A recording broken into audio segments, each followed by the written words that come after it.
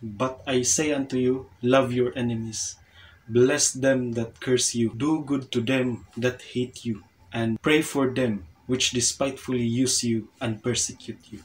Sa kini nga text sa Matthew 5:44, natay duha nga gikinahanglan nato nga masabtan dinhi sa kung unsang gitudlo dinhi sa Ginoo. Una, ang gihisgutan dinha is ang imuhang kaaway. Pero dili ni siya pasabot nga nagtudlo ni siya about sa atoa nga naatay kaaway o naatay gikalagutan o naatay gikaligut-gutan o gikasiluan. Dili, ang iyang giingon dinha, kadtong mga tawo ay kalagot nimo, kadtong mga tawo nga nasilo nimo, kadtong mga tawo nga dili ganahan nimo, dili ikaw nga naay kalagot kung dili sila nga naay kalagot nimo. Og maunay lisod kaayo kay sa atong pagkinabuhi kung ibutang nato in practical sa mga tawo nga mahibulong lang ka nga dili nakapansinon, moingon lang man pud ka nga bahala diha og dili ko pansinon. Sila rabitay mo nga na atong naon dayon may mong negatibo. Pero unsay gingon ni Kristo, bless them, pray for them, do good to them. Bahala na unsay ilang hunaon basta kay magpabilin ang imong gugma ngadto kanila. Magpabilin ang imong gugma bisan sila og dili mahigugma sa imuha.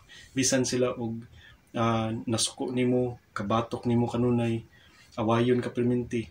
Magpabilin gihapon na ang imong gugma. Kung masayra nato, kung giunsa pud ka paghigugma sa Dios, pinaagi ni Kristo. And then ang ikaduha is pagingon og love your enemies. Kinsay pasabot ana? Hinumdumi ang atong hunahuna ang atong kasing-kasing kabatok kanunay sa Dios. Manangingon na kanang natay carnal mind is enmity against God. Kaaway ta kanunay sa Dios. Ang atong pangunaw na tungod kay hiwi ang atong ginabuhat sa kung unsay iyang gusto nga ibuhaton unta nato. Ang iyang will unta pero kay dili man will niya ang atong ginabuhat. So kanunay tang nakigbatok sa Ginoo. So pasabot sa pagingon niya love your enemies, ang pasabot niya kay love the Lord your God.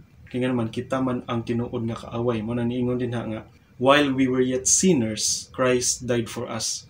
While we were yet his enemies, Christ died for us. So mo niyang gibuhat sa atoa nga kita kanunay nakigbatok sa Dios pero iyang gibuhat sa atoa padayon niya nga ginapakita ang iyang gugma sa kada usa. So mo na nga mga prinsipyo, duha ka mga prinsipyo kinahanglan ibutang nato sa atong hunahuna.